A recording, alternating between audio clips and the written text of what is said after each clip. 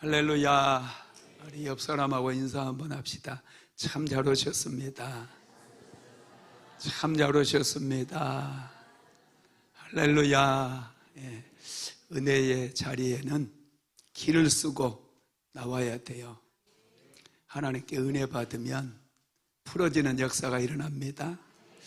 인생에 가장 소중한 게 있다면 하나님께서 부어주시는 은혜예요.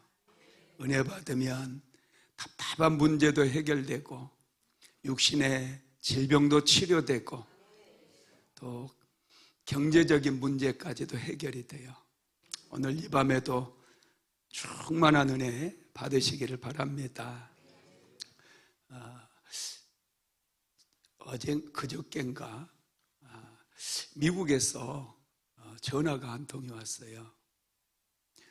누군가 했더니 우리 교회에 한 7개월, 8개월 정도 함께 신앙생활을 하다가 미국에서 왔다가 여기에 한국에 문제가 있어서 재판 그런 문제가 있어가지고 미국에서 와서 평택에 살면서 우리 교회로 예배드리러 오셨던 분이 있거든요. 주일날도 오시고 수요예배도 오시고 참 열심히 왔어요. 그런데 그분이 이제 재판하는 문제가 있다 보니까 참 힘들었어요. 재판에 이제 1심에서 지고 2심에서 졌거든요. 그러다 보니 무척 힘들게 하고 이제 미국으로 돌아가셨는데 갑자기 한참 지났죠. 벌써 몇 년 지났거든요. 아침에 전화가 왔어요. 목사님, 누구신데요? 그랬더니 저 장집사예요. 그러는 거예요. 누군가? 무슨 일이세요? 그랬더니 목사님, 제가 미국 가서도요 목사님하고 사모님 얼마나 생각했는지 몰라요. 미국에도 그런 은혜 받을 수가 없어요. 자기가 우리 교회 다니면서 너무 은혜를 받았대요. 너무너무 은혜 받고 또 목사님 말씀 유튜브로도 요즘도 미국에서도 듣고 계시고 사모님 말씀도 듣고 있다 그러면서 계속 은혜를 받으니 자기의 삶에 놀라운 변화가 일어났대요. 자기가 그동안에는 엄마가 물려준 돈으로 먹고 살았는데 엄마가 동대문 시장에서 포목점을 했거든요. 굉장히 부자였어요. 그래서 그거 이제 유산 받은 거 가지고 미국 가서 이제 살다가 어떤 남자를 만나서 일부를 털어먹었어요. 그리고 다시 이제 미국에 들어간 건데 취직을 했다는 거예요. 미국에서. 그것도 연봉이 굉장히 높대요. 생전 처음 자기가 직장 생활을 한다는 거예요. 그러면서 아파트도 참 넓은 아파트 들어가 입주해서 살게 되고 막 이런 얘기들을 하는 거예요. 근데 중요한 것은 그분이 목사님 너무 은혜에 감사해서요. 제가 참 월급 받았는데 목사님 교회에 헌금을 좀 하려고 그런대요. 얼마 궁금하시죠? 그죠? 저도 궁금했어요. 근데 $1,000를 보내겠다고 그러더라고요. $1,000면 여러분 얼마쯤 될까요? 보냈거든요. 그래서 오늘 아침에 제가 확인했어요. 151만 2,900원 내 통장으로 입금이 됐어요. 그래서 이걸 어디에다 써야 될까 하나님께 기도를 많이 했습니다. 지난번에 제가 한번 광고 드린다고 그랬는데 다음 주에 그래서 탈북민 구출원금을 좀 하려고 그래요. 탈북민 구출원금 우리가 상반기에 항상 2사람 정도 또 탈북민 중국 땅에 떠도는 탈북민들 구출해서 또 동남아에 우리 제자 훈련 센터가 있는데 그곳에 데리고 가서 3개월 동안 제자 양육시키고 예수님 믿게 한 다음에 침례식까지 하고 이제 국정원 통해서 대한민국에 들어오게 하거든요. 그래서 올해 상반기에 우리가 헌금을 안 했는데 보니까 사모는 벌써 상반기에 우리 탈북민들 구출하라고 구출원금을 1,000만 원을 했어요. 그리고 이번에 제가 판을 바꾸는 기도 특강, 그 인세가 한 500만 원 나왔다고 그랬죠. 그것도 제가 탈북민 구출원금에 헌금을 하려고 그래요. 그리고 우리 또 장집사님이 보내주신 151만 2,900원, 그것도 탈북민 구출원금으로 하려고 그럽니다. 이거 이제 벌써 거의 2사람 구출할 수 있는 그런 돈이 좀 마련이 돼가고 있는데 한 500~600만 원 모자란 것 같아요. 한 사람 구출하는데 보통 한 1,300만 원 들어가거든요. 그래서 다음 주에 금요 성령 집회 때 한번 헌금하도록 하겠습니다. 마음에 감동이 오신 분들은 헌금하십시오. 감동 안 오시면 안 해도 괜찮아요. 억지가 아닙니다. 지난번에도 우리가 부르키나파소에 교회를 건축한다고 하니까 유튜브 구독자분들께서 헌금을 많이 보내주셨어요. 100만 원씩 보낸 분이 몇 분이나 되더라고요. 저는 그 헌금을 정말 귀하게 생각하고, 또 10,000원 보내신 분도 있고 20,000원 보내신 분도 있고, 헌금은 다 소중해요. 하나님께서는 과부의 2랩돈을 그렇게 귀하게 보셨거든요. 그래서 이번에 우리가 힘을 모으면 2사람 정도 중국 땅에 떠돌면서 학대도 당하고 굉장히 어려움을 겪고 있는 우리 북한 탈북민들, 우리가 또 2사람 구출할 줄로 믿습니다. 오늘은 어노인팅 시리즈 말씀 15번째, 선택과 기름 부음의 능력, 이런 제목으로 말씀을 나누려고 합니다. 은혜 중에 가장 큰 은혜는 선택받음의 은혜예요. 여러분, 선택받으면 우리는 믿음의 길을 걸어가게 되죠. 여러분, 영적인 세계는 정말 신비해요. 영적인 세계는 믿음이 통하는 세계예요. 여러분, 영적인 세계가 있음을 믿습니까? 예, 귀신들이 역사를 많이 합니다. 귀신 들린 사람들 요즘은 많지를 않아요.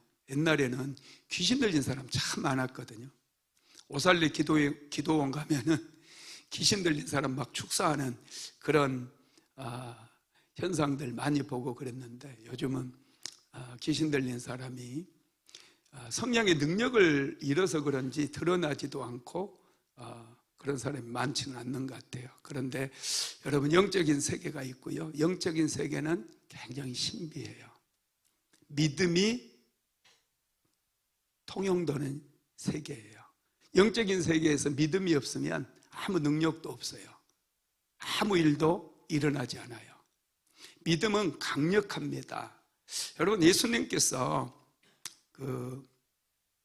백부장의 하인을 고쳐주실 때, 백부장이 나와서 나의 하인이 중환병으로 죽어가고 있습니다. 그랬더니 예수님이 내가 가서 고쳐주리라 그러잖아요. 그랬더니 백부장이 깜짝 놀라면서 주님께서 우리 집에 오심을 나는 감당할 수 없으니 말씀으로만 하옵소서 그래요. 그러자 예수님께서 굉장히 충격을 받으시면서 이스라엘 중에서도 이만한 믿음을 보지 못하였느니라 그러면서 한마디를 딱 해요. 내 믿음대로, 박자가 안 맞아. 내 믿음대로 될지어다. 내 믿음대로 될지어다. 이 한마디를 하시거든요. 여러분, 이 한마디 좀 묵상 좀 깊이 해보세요. 내 믿음대로 될지어다. 엄청난 능력의 말씀이에요. 내가 예수를 믿으면, 구원받은 것을 믿으면 구원을 받는 거예요. 내가 예수 믿으면 내 육신의 질병이 치료된다는 것을 믿으면 치료가 일어나는 거예요. 여러분, 내가 예수 믿으면 하나님께 복을 받는다는 사실을 믿으면 복을 받는 거예요. 사람들이 믿지를 않아요. 교회를 다니면서도 믿지를 않아요. 예수님께서는 내 믿음대로 될지어다 그랬거든요. 믿은 사람, 내가 예수 믿으면 구원받는다 믿는 사람들 반드시 구원받습니다. 구원은 율법이 아니고 행함이 아니에요. 믿으면 구원받습니다. 이것과 똑같아요. 예수 믿으면 복을 받습니다. 이걸 믿으면 복을 받아요. 예수 믿으면 질병이 치유된다는 것을 믿으면 치료되는 거예요.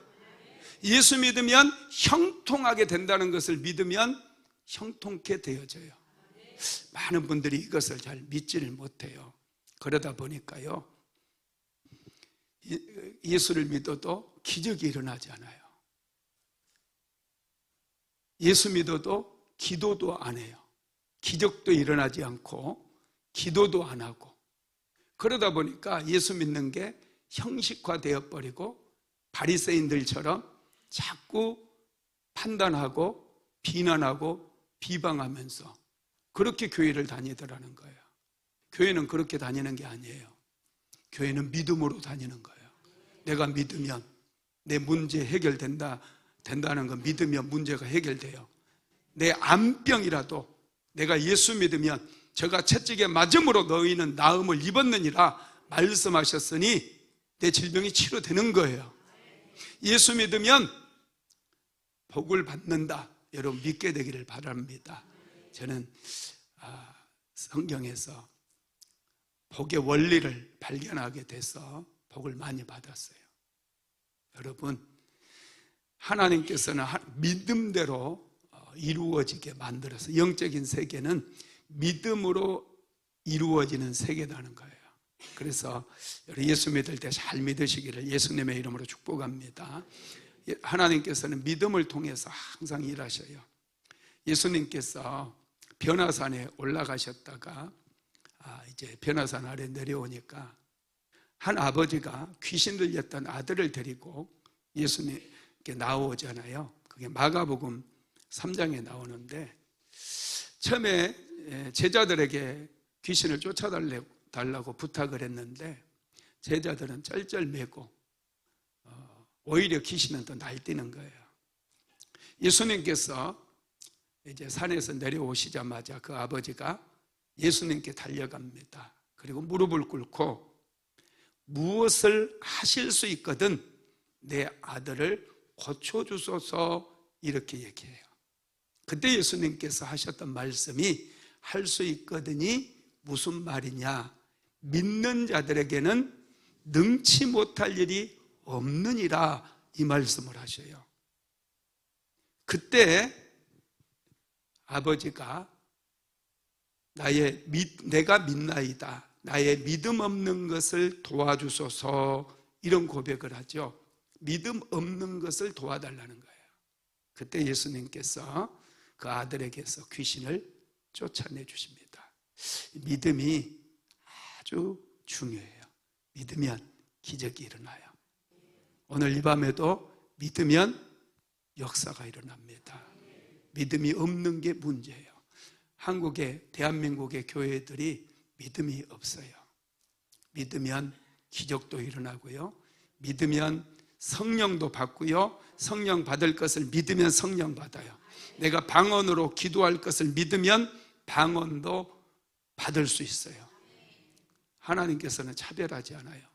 나는 아무리 기도해도 방언이 안 터지는데요, 이렇게 말씀하시는 분들이 있는데 믿지 않아서 그래요. 하나님께서는 우리에게 성령을 보내주시겠다라고 약속하셨어요. 예수님께서도 십자가를 앞에 두고 요한복음 14장부터 계속해서 성령을 보내주시겠다고 약속하셨어요. 승천하시기 바로 직전에도 너희는 예루살렘을 떠나지 말고 아버지께서 약속하신 것을 기다려라 그러면서 너희는 몇 날이 못되어 성령으로 세례를 받으리라 그랬어요. 오직 성령이 너희에게 임하시면 너희가 권능을 받고 예루살렘과 온 유대와 사마리아 땅끝까지 이르러 내 증인이 되리라 이렇게 말씀하셨어요. 그래서 저와 여러분이 믿으면 성령도 받고 깊이 기도할 수 있어요. 여러분 방언 기도 다 받으세요. 방언 다 받으시고요. 방언 기도 많이 하십시오. 방언 기도 하다 보면은 여러분 자유함이 임해요. 진정한 자유함이 임하고 깊이 기도할 수 있어요. 방언으로 기도하다 보면 이 무거운 어깨에 무거운 짐들이 다 떠나가는 것을 많이 느끼거든요. 방언으로 깊이 기도하다 보면은 하늘이 열려지는 그런 경험을 해요. 그러면 하늘의 문이 열려지면 여러분의 인생의 문도 열려지고 새로운 길도 만들어지고 가정마다 하나님께서 주시는 은혜로 축복으로 차고 넘쳐나게 될 줄로 믿습니다. 오늘은 다윗에 대해서 좀 말씀을 나누려고 합니다. 하나님께서는 다윗을 선택하셨어요. 왜 다윗을 선택하셨을까? 여러분 다윗의 배경을 보면은 배경은 그닥 좋지 않습니다. 베들레헴의 목동이었어요. 아들이 8명이나 됐는데 다윗은 그 중에 또 막내 아들입니다. 당시에 막내는 사람 취급받지 못할 때였어요. 우리나라도 장남들을 어떻게 해서든지 시골에서도요 공부를 시켜요. 장남이 공부를 못해도 어떻게 해서든지 장남에게 밀어주기를 해요. 그러다 보니까 그 바로 장남 밑에 있는 아들들은 장남 때문에 피해를 많이 봅니다. 우리 둘째 형이 그랬어요. 피해를 많이 봤어요. 네. 막내는 뭐 어떻게 되겠습니까? 8번째 아들로 태어났습니다. 그래서 다윗은 어떤 배경을 보면 별거 없습니다. 그런데 하나님께서 다윗을 일방적으로 선택을 하셔요. 사무엘상 16장 1절 말씀 한번 읽어봅시다. 여호와께서 사무엘에게 이르시되 내가 이미 사울을 버려 이스라엘 왕이 되지 못하게 하였거늘 내가 그를 위하여 언제까지 슬퍼하겠느냐. 너는 뿔에 기름을 채워가지고 가라. 내가 너를 베들레헴 사람 이새에게로 보내리니 이는 내가 그의 아들 중에서 한 왕을 보았느니라 하시는지라. 아멘. 당시에 베들레헴은 아주 시골 동네입니다. 사울은 기브아에서 왕이 되었거든요. 그래서 당시에 이스라엘의 수도는 기브아였어요. 베들레헴은 기브아에서도 한참 멀리 떨어져 있고요. 아주 시골 동네라고 보면 됩니다. 하나님께서 사울왕을 폐하시고 새로운 왕을 세우려고 사무엘 선지자를 불렀는데 사무엘 선지자에게 너는 베들레헴으로 가서 이새의 아들 중에서 한 왕을 선택해라 이렇게 말씀하셨어요. 여러분 하나님께서 사람을 선택하실 때 딱 하나의 기준이 있거든요. 그 기준이 뭐냐? 사무엘상 16장 7절 한번 읽어봅시다. 여호와께서 사무엘에게 이르시되 그의 용모와 키를 보지 말라. 내가 이미 그를 버렸노라. 내가 보는 것은 사람과 같지 아니하니 사람은 외모를 보거니와 나 여호와는 중심을 보느니라 하시더라. 하나님은 중심을 보신대요. 하나님은 배꼽을 보셔요. 할렐루야. 중심을 보신다니까. 배꼽을 내려다보고 있는데 배꼽 보실 필요 없어요. 마음의 중심을 보신다는 거예요. 이게 다른 말로 하면은 나 여호와는 사람의 믿음을 보느니라 그랬어요. 마음의 중심에 믿음이 있는지 없는지. 외모를 보고는 믿음을 판단할 수가 없거든요. 그래서 하나님께서는 중심을 보신다고 말씀하셨어요. 그래서 이제 사무엘 선지자가 베들레헴까지 가게 됩니다. 그리고 이새의 집에 도착을 해서 당신의 아들들을 다 불러 모으시오 이렇게 얘기해요. 7명의 아들만 불러 모읍니다. 다윗은 부르지도 않아요. 왜요? 막내 아들이고 별 볼 일 없는 아들이니까. 처음에 큰아들 엘리압이 지나갑니다. 엘리압을 보고 사무엘이 감동을 받아요. 여호와께서 기름 부으실 자가 과연 주님 앞에 있도다. 엘리압의 용모가 굉장히 수려했던 것 같아요. 잘생기고 남자답게 왕이 될 만한 그릇으로 보였던 거예요. 그러자 하나님께서 그의 용모와 키를 보지 말아라. 내가 이미 그를 버렸노라 그래요. 둘째 아들이 지나가게도 아니다. 셋째 아들 7명이 다 지나갔는데도 아니라는 거예요. 그래서 사무엘이 이새에게 질문을 합니다. 또 다른 아들은 없습니까? 그랬더니 말째가 하나 있는데 그는 지금 들에서 양을 지키고 있습니다. 그렇게 얘기를 하죠. 다윗이 가족들에게조차도 주목을 받지 못했어요. 평범했어요. 비범하지 않았어요. 그런데 하나님께서는 다윗의 마음에 있는 이 믿음을 보신 거예요. 하나님이 함께 하시면 기적도 일어나고 하나님께서 함께 하시면 목동이 왕이 될 수 있음을 다윗은 믿은 거예요. 그래서 하나님께서는 이제 다윗을 선택을 하게 되고요. 다윗에게 기름을 부어서 이스라엘의 왕이 되게 만들어요. 여러분, 왜 하나님께서 다윗을 선택하셨을까? 물론 믿음을 보셨지만 또 첫 번째는 다윗의 성실성을 보셔요. 저와 여러분도 인생을 잘 살아가려면요, 성실해야 돼요. 신앙생활 하는 것 보면은 어떤 분들은 정말 성실해요. 예배 항상 일찍 나와서 기도로 준비하고 은혜 받기 위해서 사모하는 마음으로 정말 성실함으로 예배를 준비하고 예배를 드리는 분들이 있어요.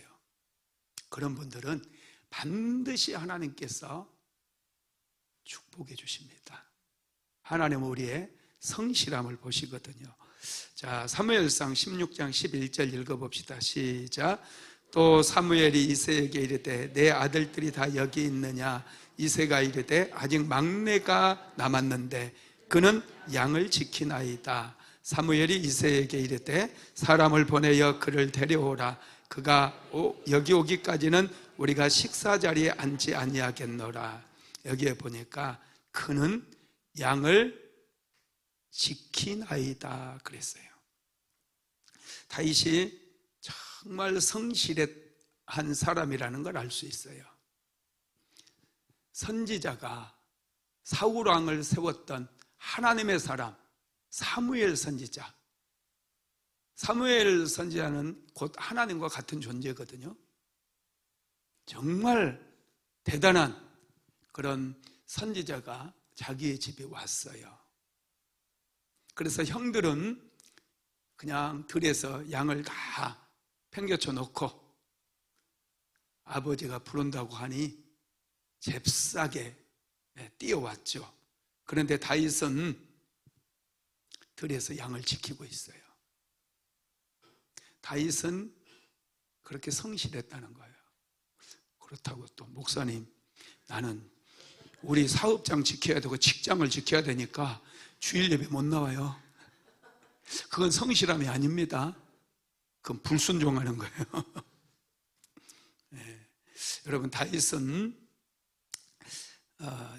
자기가 하는 일에 성실했고요, 양을 치는 일에도 성실하고요, 양을 치면서도 재능을 개발해요. 여러분, 성실한 사람은요 주특기가 많아요. 여러 개를 잘해요.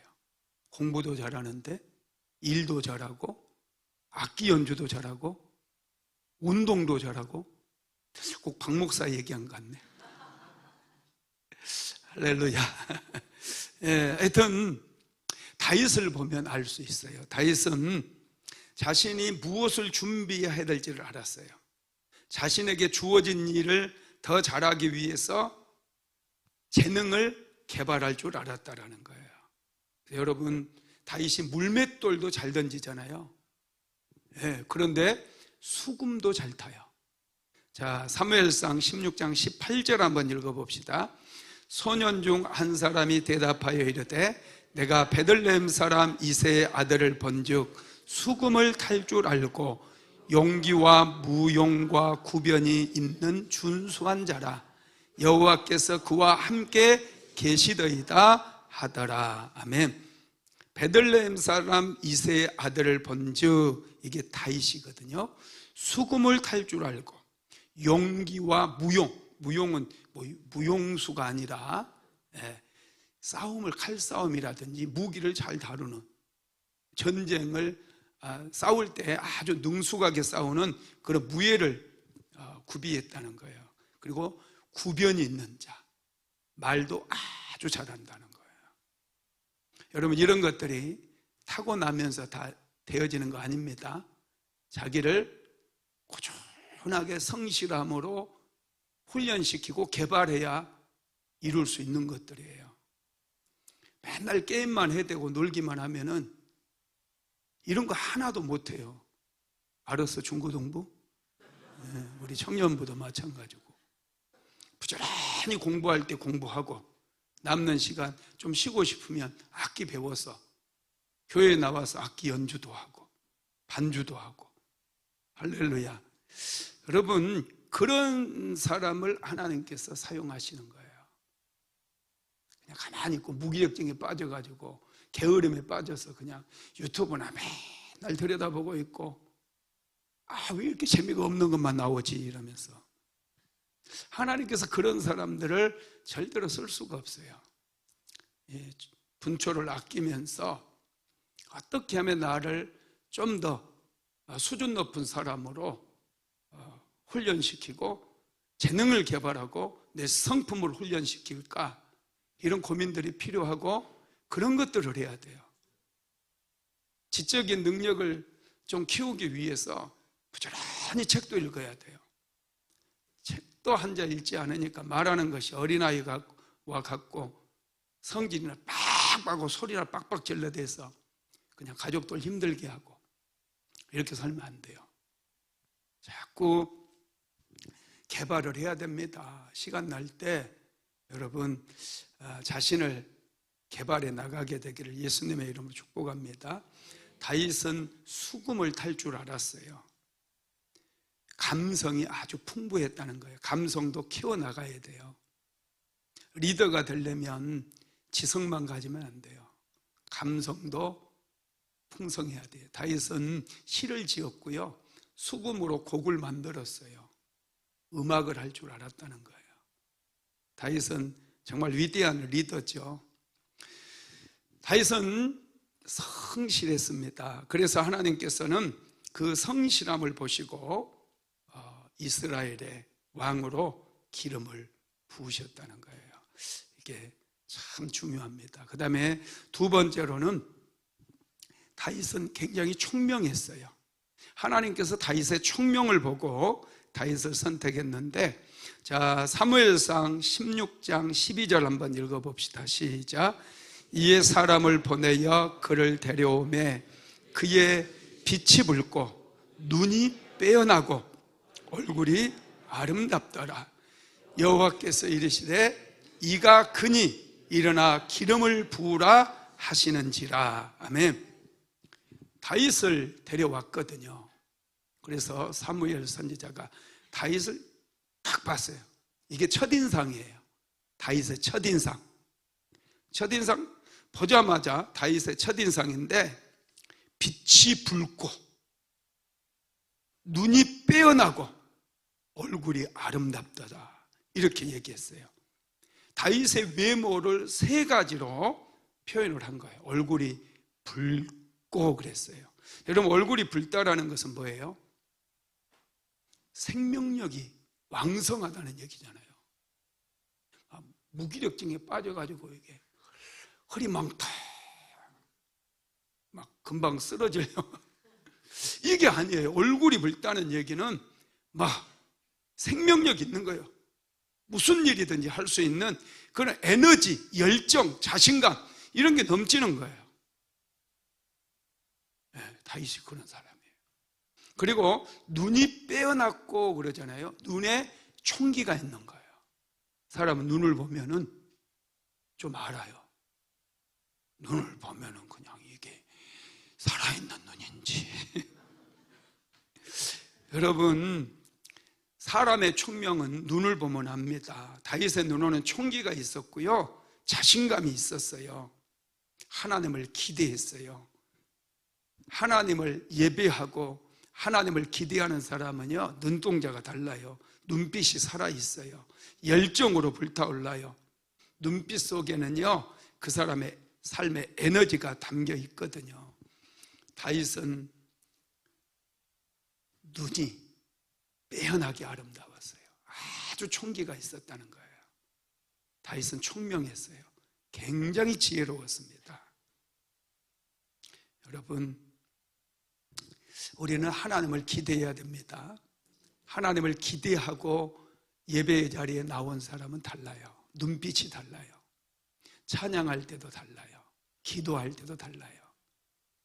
하나님께서는 생명력으로, 자신감으로, 기대함으로 충만한 그런 눈빛을 가지고 오기를 기다리고 있는 줄 믿으시기 바랍니다. 그 다음에 세 번째 다윗의 외모가 얼굴이 아름답더라 그랬어요. 여러분, 이게 무슨 말일까요? 얼굴이 아름답다. 다윗이 화장하고 온 것도 아니고, 그죠? 예쁘게 얄쌍하게 막 기생 오래비같이, 이것도 아닐 거예요, 그죠?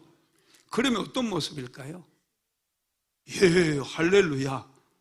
역시 은혜가 충만한 권사님은 딱 맞추네.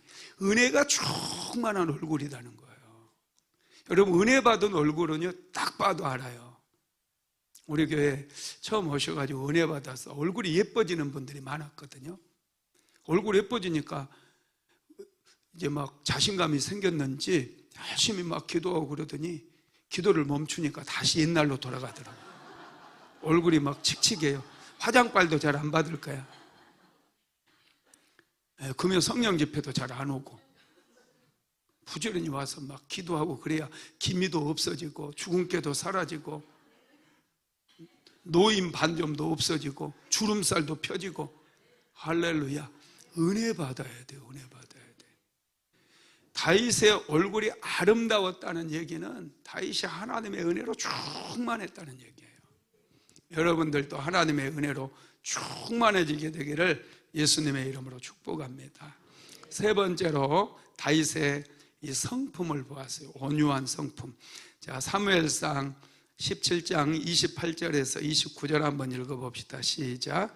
큰형 엘리압이 다윗이 사람들에게 하는 말을 들은지라 그가 다윗에게 노를 바라여 이르되 내가 어찌하여 이리로 내려왔느냐, 들에 있는 양들을 누구에게 맡겼느냐, 나는 내 교만과 내 마음의 완악함을 아노니 내가 전쟁을 구경하러 왔도다. 다윗이 이르되 내가 무엇을 하였나이까, 어찌 이유가 없으리까 하고. 아멘. 야, 이스라엘과 블레셋 사이에 전쟁이 벌어진 그런 상황이에요. 오래 이스라엘 군대와 블레셋 군대 사이에 대치가 길어지니까 아버지가 지금 다윗의 형들은 전부 전쟁터에 나갔거든요. 형님들 입을 옷까지 하고, 또 옛날에는 군인들은 먹을 거 자기가 싸가야 돼요. 양식이 떨어졌을까 해서 양식을 이제 다윗에게 들려보내서 전쟁터로 가서 형들에게 전해주고 와라, 그런 거예요. 다윗이 이 전쟁터를 가만히 이제 가서 보니까 기가 막힌 거예요. 이스라엘이 수세에 몰려가지고 꼼짝도 못하는 거예요. 블레셋에는 골리앗이라고 하는 거인이 나와가지고 이스라엘의 군대를 조롱하고 모욕해요. 여호와의 이름을 더럽히고 있어요. 누구든지 너희 중에 나와 겨루어 이길 자가 있으면 우리 한번 겨뤄보자. 왜 모두가 싸울 필요가 있겠느냐? 누구든지 나와 싸워서 전쟁을 끝장내보자. 이러면서 밤낮으로 이스라엘의 군대를 모욕하고 조롱하고 이스라엘의 하나님을 욕하고 있음에도 아무도 골리앗과 싸우려고 나서지 않은 거예요. 그래서 다윗이 자기가 나가겠대. 군인도 아니고 아직 10대거든요 17인지 19인지 저는 몰라요. 하여튼 10대예요. 다윗이 나가겠다는 거예요. 그러면서 하는 말이, 저 골리앗을 쓰러뜨리는 자에게는 어떤 상을 주느냐, 이거 물어보고 있는 때거든요. 이거 물어보고 있는데 갑자기 큰형 엘리압이 다윗에게 막 야단을 치는 거예요. 나는 내 교만함과 내 마음의 완악함을 안다. 네가 얼마나 교만한지 지금 전쟁을 구경하러 왔구나. 막 이러면서 책망을 하는 거예요. 다윗이 뭘 어땠다고, 그죠? 그럼 저 같으면 우리 큰형이 그랬어도요, 제가 조금 하다해도 대들었을 거예요. 아, 내가 아버지 이거 보내서 왔지, 내가 전쟁 내가 구경하러 왔겠어. 막 지금 찍소리도 못하고 있는지 군인들 이거 내가 구경해서 뭐 하냐고. 오히려 한번 대들어 보겠거든요. 그런데 다윗은 형한테 대꾸를 안 해요. 형아 적을 분명하게 알고 있었던 것 같아요. 그래 형하고 싸우질 않아요. 왜 나를 책망하냐고. 왜 나를 골리앗과 한번 싸워야지. 그렇게 용기가 없어가지고 형이 돼가지고 얼굴만 잘생기면 다야. 왜 내가 적이냐고. 지금 적은 저기 골리앗 있구만. 저기 한번 나가서 맞짱 뜨고 오든지 이러면서 오히려 형을 책망을 할 것 같은데, 야, 다윗은 그렇지 않아요. 그렇지 않습니다. 다윗이 정말 마음이 온유하다는 걸 알 수 있어요. 하나님은 온유한 사람들을 좋아하세요. 부드럽고 따뜻한 사람들. 사울의 성품은요, 사울은 기골이 장대했거든요. 사울은 상당히 키도 크고요, 사람 어깨 높이만큼 더 크다고 그랬어요. 다른 사람들은 보통 사울의 어깨밖에 안 왔거든요. 사울은 잘생겼고요, 키도 컸고요, 힘도 셌던 사람이에요. 그런데 사울의 성품은 좀 성정이 불같았어요. 좀 비겁하기도 하고 두려움도 많고, 자기의 심기에 조금만 거스리면 굉장히 화를 내버립니다. 또 자기보다 잘난 사람이 있으면 막 죽이려고 덤벼들어요. 다윗도 그래서 몇 번이나 죽이려고 했잖아요. 그러다 보니까 성품이 급하고 화가 많다 보니 악신이 역사하잖아요. 사울왕에게는 귀신이 들어가 버려요. 귀신이 역사를 합니다. 여러분, 너무 차갑게 살면 안 돼요. 그래서 폭력적으로 살고 막 화를 많이 내고 막 작은 일도 크게 해가지고 부풀려가지고 막 사람 잡아먹을 것처럼 화를 내고, 아니 참 진짜 성격들이 급해요. 한국 사람들이. 이 신호에 차 대기하다가 깜빡하면은 신호가 바뀌자마자 팡 소리가 나잖아요. 알고 있거든. 금방 출발할 건데 얼마나 성질이 급한지 막 팡 하는 거예요. 살짝 하는 게 아니라. 그런 사람에게 악신이 역사해요. 차갑고 성경이 거친 사람들에게는 귀신들이 많이 들어가 버려요. 인생이 안 풀려요. 인생이 피곤하고 힘듭니다. 다윗은 굉장히 온유했던 사람이에요. 그러다 보니 하나님께서 다윗을 선택했어요. 지도자는 좀 온유해야 돼요. 대통령은 마음이 좀 넉넉하고 따뜻하고 부드러운 사람이 되면 좋아요. 할렐루야. 그 다음에 네 번째로 다윗 안에 있는 열정을 보았습니다. 자, 사무엘상 17장 34절에서 36절까지 같이 읽어봅시다. 다윗이 사울에게 말하되 주의 종이 아버지의 양을 지킬 때 사자나 곰이 와서 양떼에서 새끼를 물어가면 내가 따라가서 그것을 치고 그 입에서 새끼를 건져내었고 그것이 일어나 나를 해치고자 하면 내가 그 수염을 잡고 그것을 쳐 죽였나이다. 주의 종이 사자와 곰도 쳤은즉 살아계시는 하나님의 군대를 모욕한 이 할례받지 않은 블레셋 사람이리까 그가 그 짐승의 하나와 같이 되리이다. 아멘. 다윗이 아버지의 양을 지킬 때의 이야기를 해줘요. 양을 지킬 때 사자나 곰이 와서 양을 잡아간다는 거예요. 그러면 대부분의 목동들은 어떻게 해요? 양을 버리고 도망가요. 그죠? 다 도망갈 거예요. 그런데 다윗은 어떻게 하느냐 하면 따라간대요. 추격했다는 거예요. 사자가 양 한 마리를 물어가면 끝까지 따라간다는 거예요. 그것을 치고 사자의 목에 어퍼커트를 날리고 그리고 그가 일어나서 나를 해하고자 하면 그 수염을 잡아가지고 그냥 패대기를 쳐서 정권을 날려서 사자를 쳐 죽였다는 거예요. 주의 종이 사자와 곰도 쳤은즉 이러잖아요. 다윗이 정말 열정이 대단한 거예요. 능력도 있었고요. 열정도 있었어요. 양을 뺏겨버려 한 마리만 물고 가면 아이고 다행이다. 오우 큰일 날 뻔했네. 아버지 사자가 와가지고요 하마터면 나 잡혀먹을 뻔했어요. 막 전화를 하는 거지 뭐. 그때는 전화가 없었으니까. 그런데 다윗은 하나도 뺏기지 않은 거예요. 자기에게 맡겨진 것들은 목숨 걸고 지키는 거예요. 열정 없으면 못하거든요. 여러분 사업하시는 분들도 내가 보면은 사업이 안 되는 이유, 망하는 이유 열정이에요. 열정이 없어서 그래요. 열정이 있어야 돼요. 정말 열심히 있어야 돼요.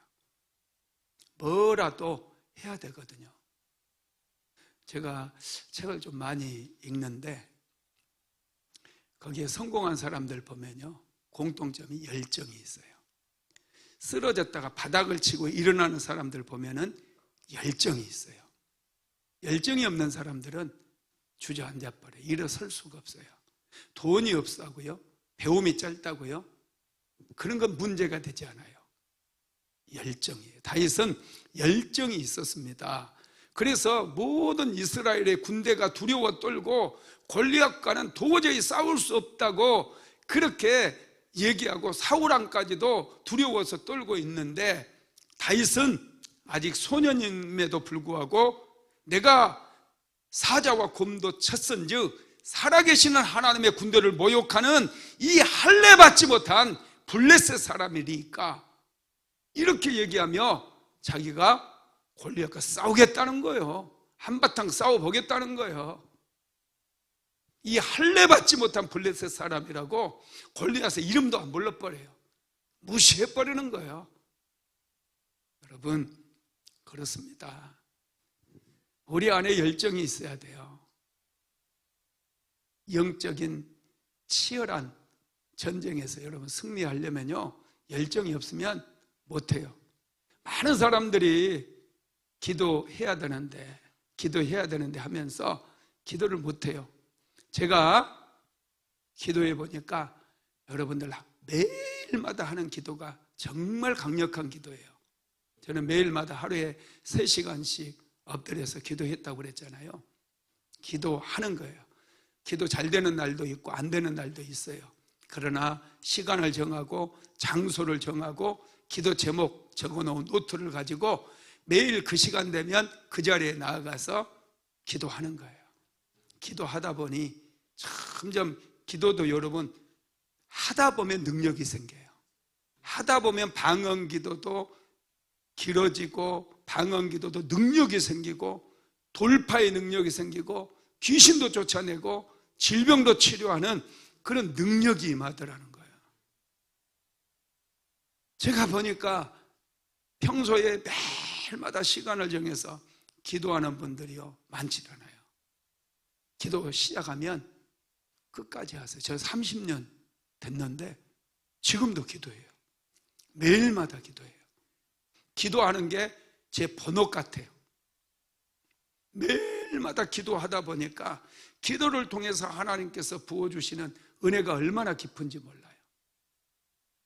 하나님께서 주시는 축복이 얼마나 많은지 몰라요. 여러분, 기도하면 능력도 받아요. 최자실 목사님은 기도 1시간 하면 내가 변한다고 그랬어요. 2시간 기도하면 환경이 변화된다고 그랬어요. 3시간 기도하면 능력이 임한다고 그랬어요. 여러분, 이것은 정말 놀라운 거예요. 기도해 본 사람만이 아는 거예요. 지식으로 알고 있다고 기도해야 되는데 그 말만 반복한다고 환경이 변화되거나 능력이 임한다거나 새로운 미래가 열린다거나 이런 일은 절대로 일어나지 않아요. 기도가 빨라요. 여러분, 기도해 보세요. 매일마다 시간을 정하고 장소를 정하고 기도 제목 가지고 매일마다 하루에 1시간씩이라도 기도해 보세요. 그럼 여러분들 운명이 바뀌어 버려요. 엄청난 복이 여러분의 인생 속에 부어진다는 거예요. 그래서 이제 하나님께서는 다윗의 이런 것들을 보시고 다윗의 열정을 보시고 하나님께서 이제 다윗에게 기름을 부어주시는데, 5번째, 기름 부음을 받았을 때 하나님의 능력이 다윗에게 임하게 됩니다. 자, 사무엘상 16장 13절 오늘 본문 읽어봅니다. 시작. 사무엘이 기름 뿔병을 가져다가 그의 형제 중에서 그에게 부었더니 이날 이후로 다윗이 여호와의 영에게 크게 감동되니라. 사무엘이 떠나서 라마로 가니라. 사무엘이 기름 뿔병을 가져다가 다윗의 머리에 그 기름을 부었어요. 그냥 감람유를 부었습니다. 그런데 하나님께서 다윗에게 성령을 부어주시니 여호와의 영이 다윗과 함께하게 되는 거예요. 성령이 다윗과 함께하게 되었다는 것입니다. 여러분, 기름 부음이 임하니까요 다윗에게 특별한 능력이 생기기 시작해요. 여러분, 기름 부음은 능력입니다. 기름진 까닭에 멍에가 풀어져요. 이사야서 10장 27절에 보면은요, 그날에 내 어깨에서 멍에가 벗겨지며 기름진 까닭에 멍에가 부러지리라 그랬어요. 그날은 기름 부음이 임하는 때예요. 성령이 임하는 때예요. 성령이 임하게 되면 여러분들의 어깨를 무겁게 짓누르는 인생의 문제들, 죄로 인하여 찾아왔던 많은 저주들, 가난의 저주, 실패의 저주, 질병의 저주, 여러분, 이 저주에 묶여 있으면 사람이 굉장히 무기력해져요. 중독에도 쉽게 걸려요. 이런 저주의 멍에들이 기름진 까닭에 부러져 버린다는 거예요. 여러분, 기름 부음은 능력입니다. 다윗이 기름 부음을 받고 나서 완전히 달라져요. 베드로도 오순절 마가다락방에서 성령을 받고 나자 그는 담대해집니다. 두려움이 사라져 버려요. 감옥에 들어가는 거, 순교당하는 거 전혀 두려워하지 않아요. 담대하게 주의 복음을 전하기 시작합니다. 다윗이 기름 부음을 받고 나서 곧바로 아버지의 심부름으로 전쟁터에 보내지게 되는 거예요. 다윗이 먼저, 기름 부음이 먼저입니다. 골리앗을 쓰러뜨리는 게 먼저가 아니에요. 기름 부음을 받고 나니 믿음이 커지는 거죠. 기름 부음을 받고 나니 더 자신감이 생기는 거죠. 기름 부음을 받으니 용기가 생기는 거예요. 그래서 모든 이스라엘 군대는 두려워 떨고 있지만 다윗은 두려워하지 않아요. 다윗은 저 할례 받지 못한 이방인이라고, 블레셋 사람이라고 오히려 골리앗을 조롱해 버리는 거예요. 여러분 얼마나 놀랍습니까? 저와 여러분도 성령의 기름 부음 받아야 돼요. 기름 부음 받으면 우리가 더 총명해지기도 하고 열정이 생기기도 하고 자신감이 생기기도 하고 여러분들이 하는 일들을 지금보다 10배나 더 잘하는 그런 역사가 일어나게 되는 거예요. 저와 여러분은 여러분 기름 부음 꼭 받아야 됩니다. 기름 부음을 받게 되면요 무엇보다 믿음이 성장을 합니다. 믿음이 커져요. 영적인 세계에서 통용되는 것은 믿음이에요. 다른 것은 영적인 세계에서는 어떤 능력도 발휘를 못해요. 영적인 세계에서 하나님을 믿는 이 믿음이 엄청난 능력이에요. 그래서 기름 부음이 임하면 우리의 믿음이 커진다는 것. 그 다음에 두 번째는 집중력이 생겨요. 사람들이 산만하거든요. 기도하다가도 그냥 휴대폰 들여다보고 기도하다가 오만 가지 생각에 막 기도를 못해요. 그래서 여러분 기도할 때 좀 소리 내서 하세요. 크게. 그냥 묵상기도 한다고 자기는 고상해서 목사님 저는 성정이요 부르짖어 기도하는 게 안 돼요 이런 분들이 있거든요. 나도 성정이 선비 같은 사람이에요. 저는 A형이거든요.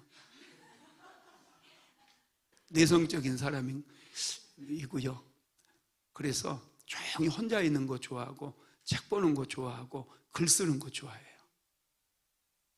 그런 제가 기도할 때는 크게 기도를 합니다. 목이 다 가버리지. 이건 내 목소리 아니에요. 내 목소리가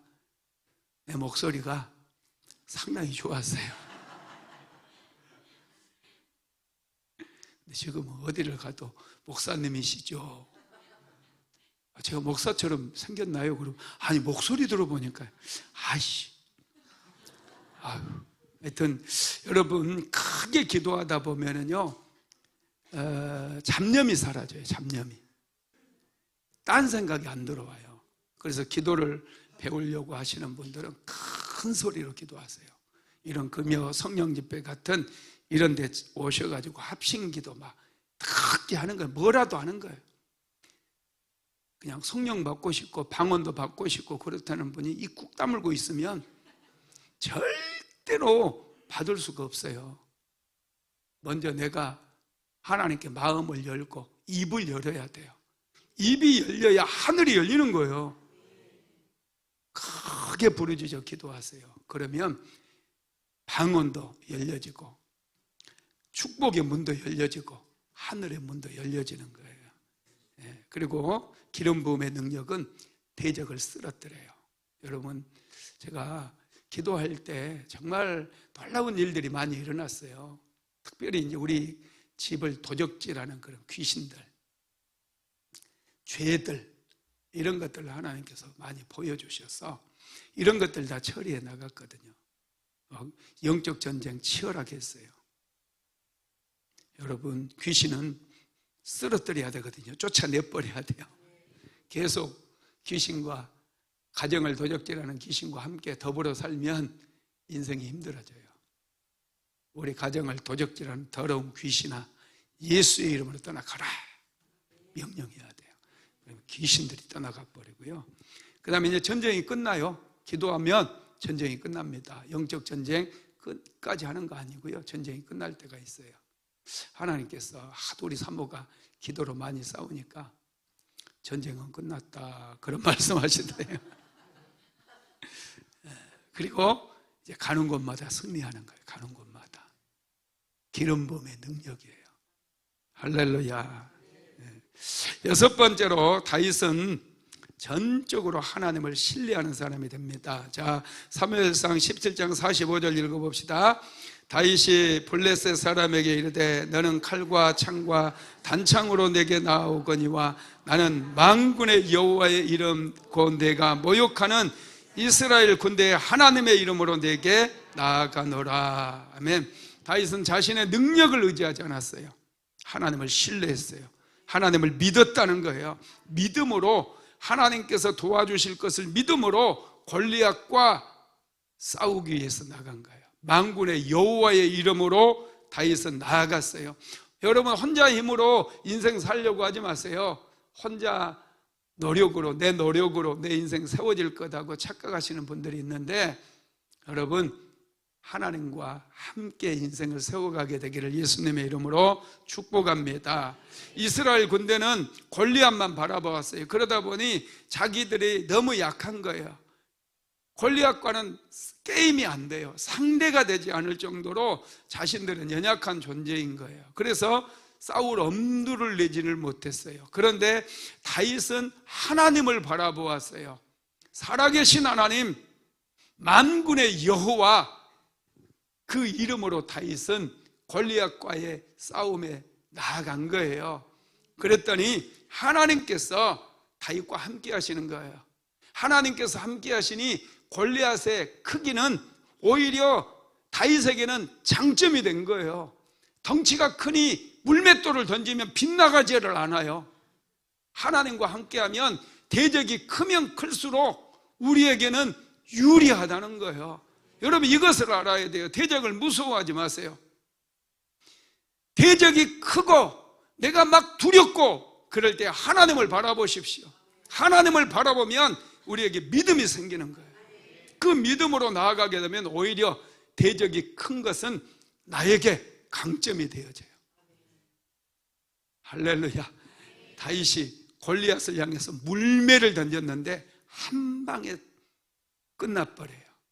전쟁에서 다윗은 승리를 거두게 됩니다. 전쟁을 마무리 짓게 되었다는 거예요. 여러분, 그렇습니다. 기름 부음이 중요해요. 하나님 앞에 성령으로 기름 부음 받게 되기를 예수님의 이름으로 축복합니다. 말씀을 마무리하겠습니다. 기름 부음은 새로운 길을 만듭니다. 다윗이 베들레헴 땅에서 목동으로 살았고 그의 타고난 운명은 목동 아들에서 목동 아버지가 되는 거였어요. 목동으로 그의 인생은 끝날 수밖에 없었습니다. 그런데 사무엘이 기름 뿔병을 가져와서 다윗의 머리에 기름을 부었을 때 여호와의 영이 다윗에게 충만하게 임하게 됩니다. 그때부터 다윗의 앞길에는 새로운 길이 열려요. 모험도 있고 도전도 있고 광야에 쫓겨다님도 있지만 길은 이미 열려져 있는 거예요.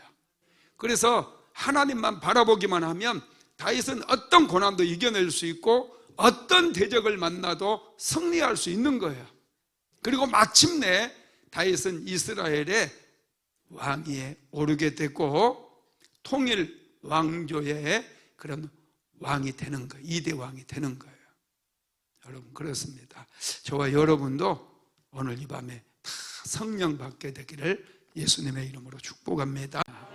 지금은 우리 구주 예수 그리스도의 무한하신 은혜와 아버지 하나님의 극진하신 사랑하심과 보혜사 성령 하나님의 감동감화 내주 교통인도 충만케 하시는 역사가 오늘 금요 성령 집회에 참석한 사랑하는 성도들 머리 위에, 가정 위에, 직장 위에, 사업장 위에, 유튜브로 예배하는 모든 성도들 위에 이제로부터 영원토록 함께 있을지어다.